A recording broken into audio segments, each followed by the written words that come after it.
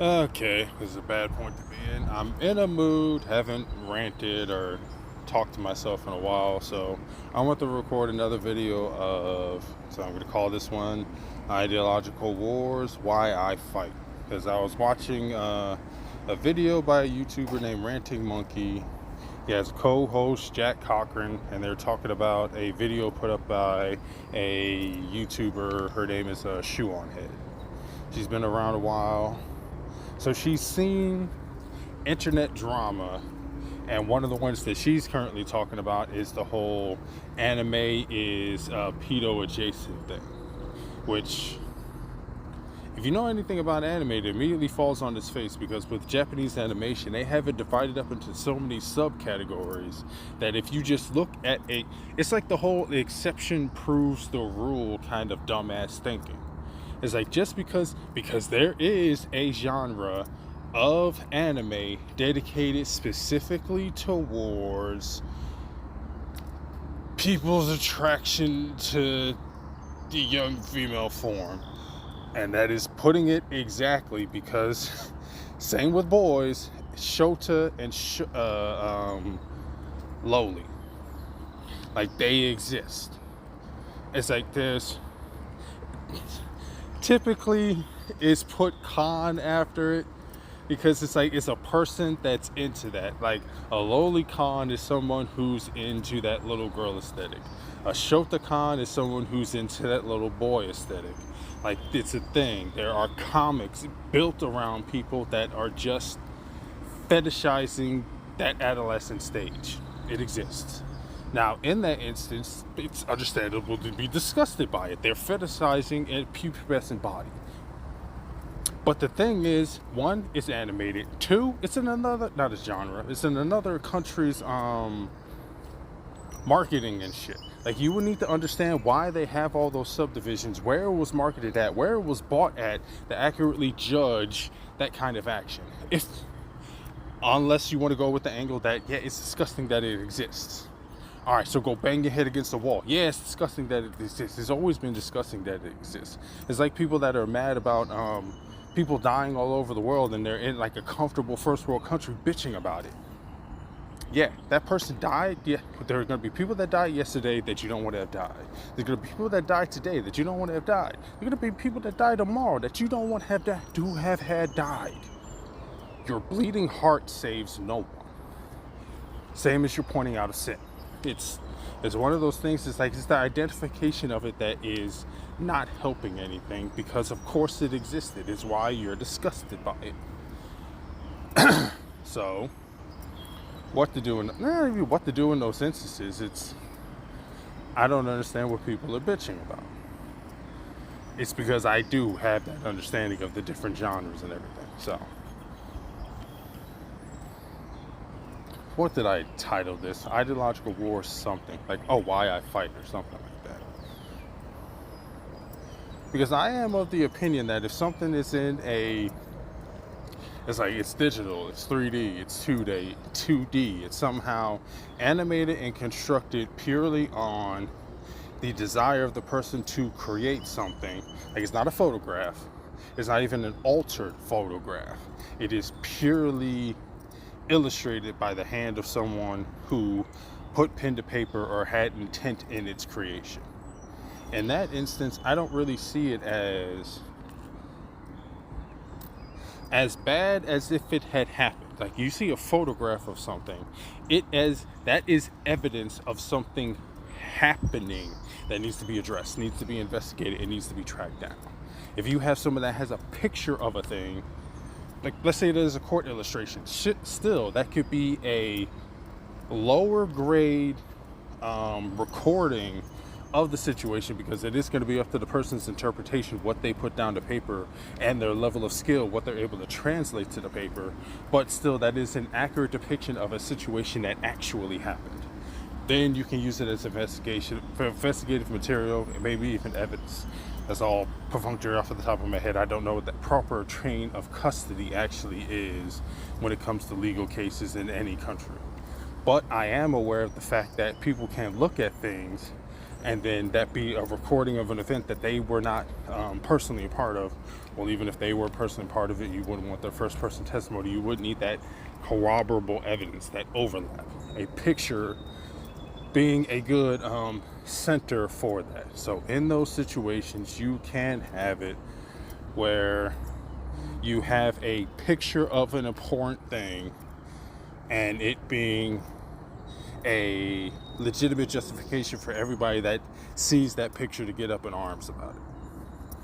But if it's a illustration of a thing, even if it's a deplorable act, it, in my mind, comes down to, can I find that place in the real world? Can I find that person in the real world?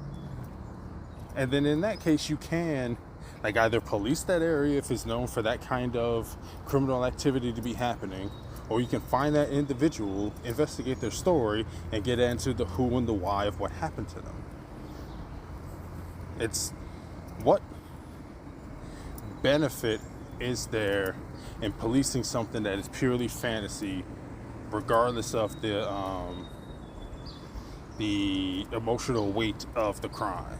Like, I do understand that there's some crimes that people think they can't even look at them, they can't even think about them because it disgusts them before, like their rational brain can't engage with it. Perfectly fine, but it's still. So in that instance where you would still want to get justice or some kind of like correction to the situation. Okay, so it's probably a root cause. I'm making a note for myself. That's something I have to look back into later on, is how do you get people to engage with the subject when their first impulse is a strong negative emotion? Like somebody sees something that immediately pisses them off. You're not really going to be able to get them to engage with it. If it disgusts them, if it makes them afraid, same thing. It shuts their brain off and gets them going into fight or flight, their base instincts. I think I thought that a long time ago. Like when it came to the 24-hour news cycle and what would be the sustaining resource behind it, and it's people to get pissed off and agitated, and their attentions to those things that piss them off and agitate them. Like if something's making you afraid, a lot of people will run from it. Some people pay attention to it, and then they will report back to that thing to the people running. Like it's a group tactic thing. So, in that instance, I can see that I don't really see how the current, because I was talking about Ranting Monkey, Jack Cochran reporting on Shoe on Head's video, and her video being related to people freaking out. I think it really centered around anime. I was watching it, thought of this video idea, stopped to make it. So, there's a pause button.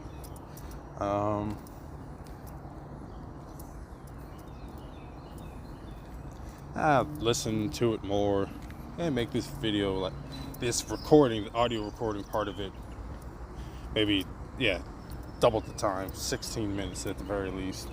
But I wanted to get it down because it was another video about escapism as well. In that, at the very least, I do believe that if it's purely fantasy, there should be judgment by it, because judgment comes from an outside source, another person. I get it. But like if you're actually discussing with the person why they're into the thing, it's like when I was younger and people would ask me like, why are you into those violent video games? It's like, because it's fun.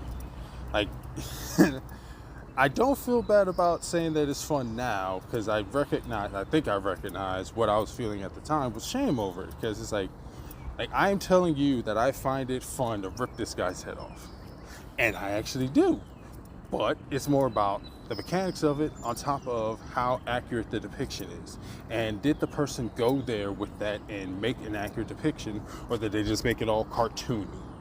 It's takes something from people to make a accurate depiction of a thing. It doesn't matter what it is. You could put an entire orchestra in a video game and have people able to be the conductor for it, and it could be entirely accurate. That's going to take something from the person to put that kind of accuracy into that thing. It's the same thing for any other scene or theme that is put into a video game, into a movie, into a show. Any kind of production on a stage takes precision from the actors and technicians who are involved in it. So I like to recognize that kind of effort, like what went into it, the why. The why of a lot of things fascinates me. So they were doing the video and it was centering around, at the time that I was watching it, it was centering around anime, and it's probably going to be moved on from that by the time I get back to the video, so I might as well just finish out whatever this is going to be, because I think what I was saying is that is why I fight, or what my interest is. And I do remember that it does come down to centering around escapism and my confusion as to why do people treat the visceral emotional reaction that they're having as a cause that others need to address, particularly others that don't know you from Adam. So why do you expect them to care about the fact that you're upset?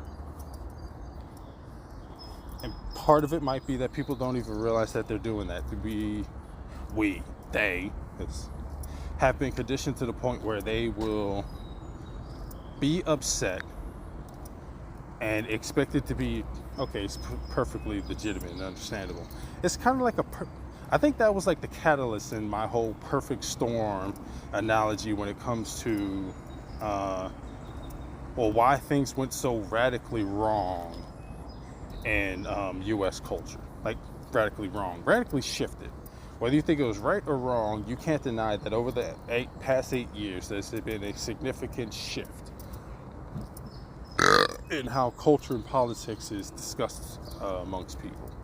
The Overton window shifted in the past 8 years. So, in that instance,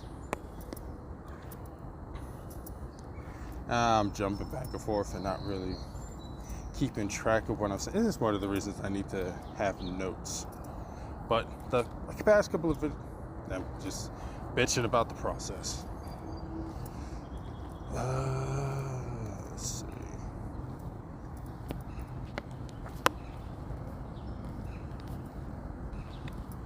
And I'm going to pause it, think, and see if there's anything else I want to put in. Okay, I feel like I've gathered my thoughts.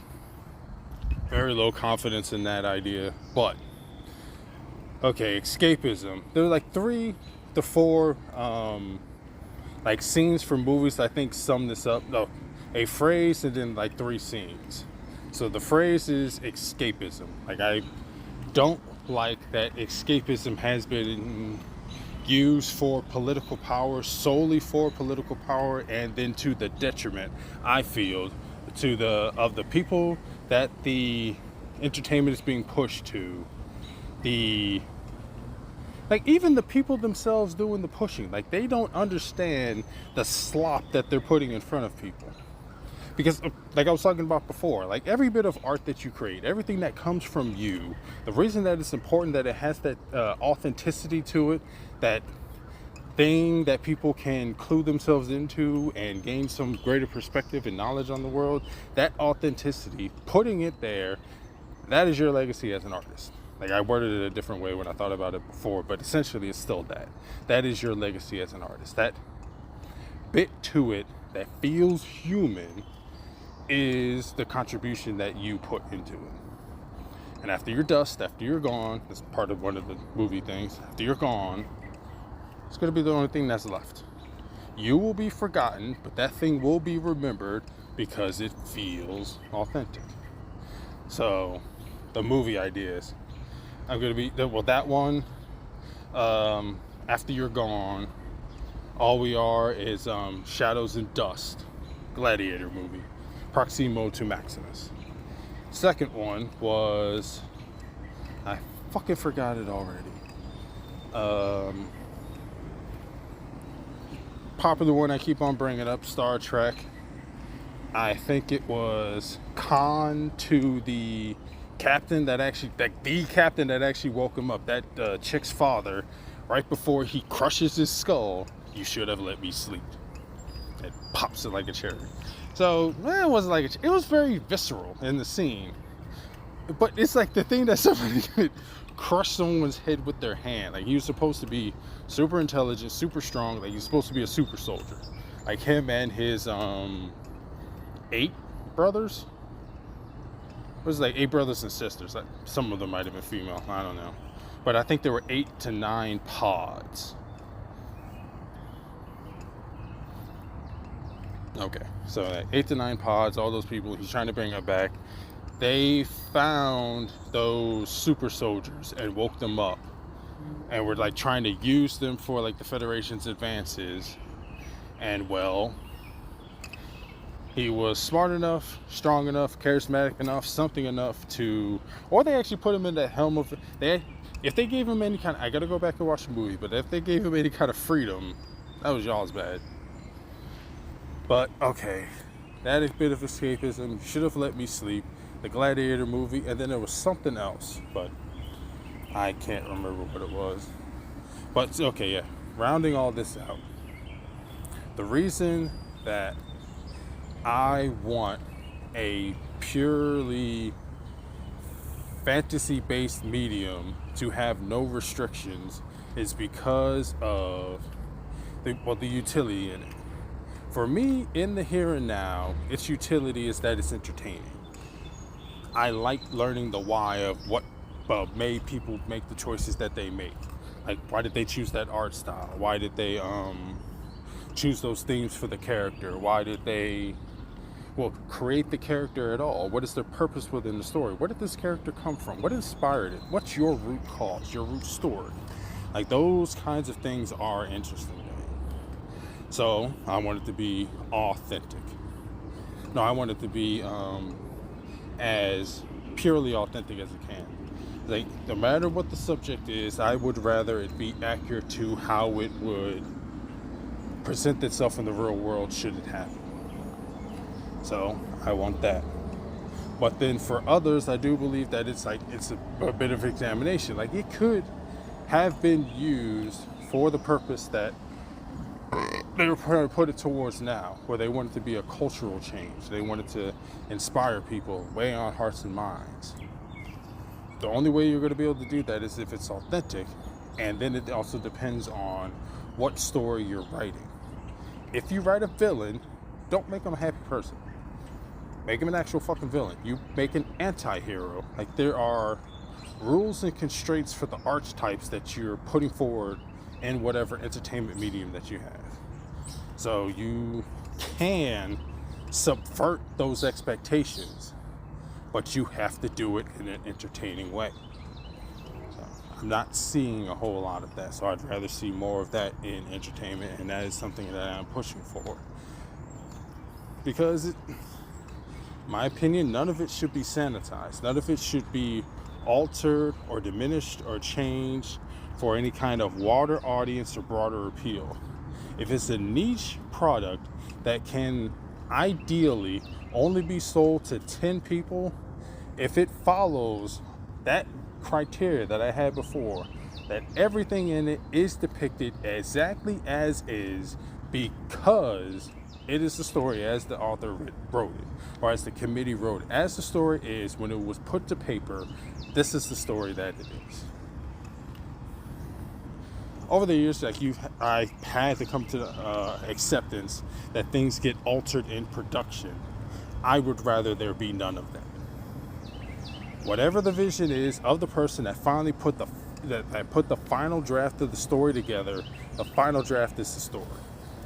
All the revisions and everything else that comes out of the production process, I can accept as part of the production process.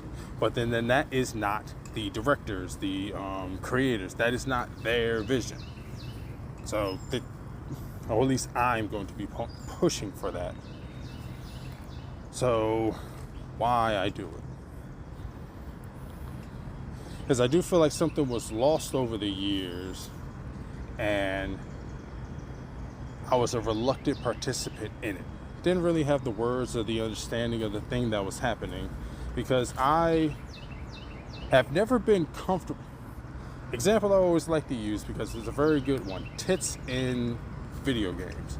Like anything that's gratuitous, or there's a word for it, prurient, but that's another word that I wanted to put in there. But it's like anything that is done to titillate, to fascinate, for just like flash and appeal. Like, as much as simple, quick pleasure is a part of the marketability and the monetization of video games now, the fact that it is not slathered in flesh of all different varieties is odd. And this is amongst secularists. These are amongst the non-religious. And then, like, where you see the debauchery, you see it in one avenue. I think V, he's another YouTuber, called it safe horny. Like, if you want to like make a hyper gay character, like male or female, you could do that. You can do those levels of the perversion and sin that appeal to certain people but not other people. And don't even put it on the level of perversion and sin. That might make it too biblical for you. Prurient. Simply there to titillate. If you're going to put a picture in front of somebody that's going to make somebody get sexually excited, it is more likely going to be a gay man or a woman who is appealing to the LGBT queer crowd than anybody who is, for want of a better word, traditionally attractive. Which is the main fucking audience for entertainment. Most people are that traditional middle. The rarities, the exceptions, the outliers, well, they're rare, they're exceptions, and they're outliers. The exception does not disprove the rule. It might give flavor and context to the rule, but the exception does not disprove the rule. If anything, it reinforces it. So anything that you put on top of it is going to have to come with the understanding that it still reinforces that rule. You can take the exceptions into account, but it still reinforces the rule. And the rule is, in video games, if you want to sell that product, you may not like it, but you take one of those characters and put a pair of big tits on her, you will sell more, by a degree. What that degree is, we can have a discussion about. How much you like that degree is even there, we can have a separate discussion about. The fact that degree exists, it's kind of like a statistic. It's in how you use it. But the fact that the statistic exists cannot be denied. So, that's probably going to be like a small subdivision of the whole overall ideological war, because that's what I am fighting for. I am fighting for an acceptance, because you can find it in niche areas and certain genres. But you do find monetization aggressive and not parasitic, predatory monetization in almost every video game. And the easiest monetization you could come up with, like I said before, is you take a female character and you just pump up the cleavage, make the bosom pop. Like, you do that, you will make more money. So it's a matter of, I know you want to exploit people through your monetization. I know you want to make as much money as you can in whatever profitability quarter that you have. In every instance where you mark a period from this date to this date and you're tracking profitability, you want that number to go up. Most people that buy video games are men. Most men on the planet are straight men. If you're trying to market towards that demographic, what do you think will be the thing you put in front of them to get them to buy it? The reason I'm getting upset about that decoration is because I have been told by these companies that they want to be more mature, that they want to work towards a greater, wider audience, that as they get older, they are interested in different things and they want their craft to evolve with it. it is all bullshit. For either the fact that they don't know it themselves or they're actively lying, that is bullshit. They could have been putting that gratuitous, skanky shit all over their products and been making bank over it. Because it's part of the demographics appeal. That has never changed. And even if when you come across college-educated people who are supposed to be into psychology and biology, you would think there would be a trickle-down or osmosis effect of this kind of knowledge creeping its way into people's just vocabulary and their ability to do their job and how they approach it. But it seems like it's working in the opposite. And that is my aggravation with the situation. You have more books, but you don't have more knowledge. You read more, but you know less. It's odd.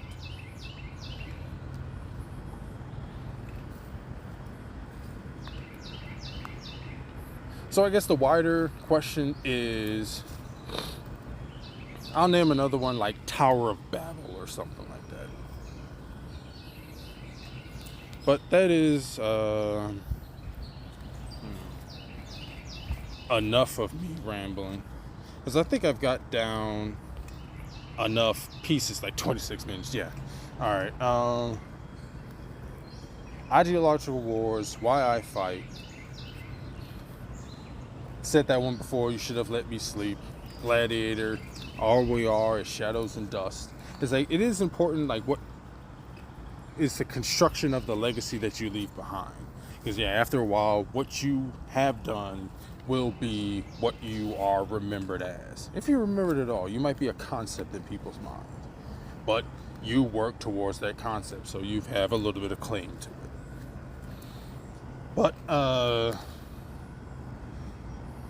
yeah, I keep circling back and then stopping and then not knowing what the fuck I'm talking about. Yeah, I'll leave it there.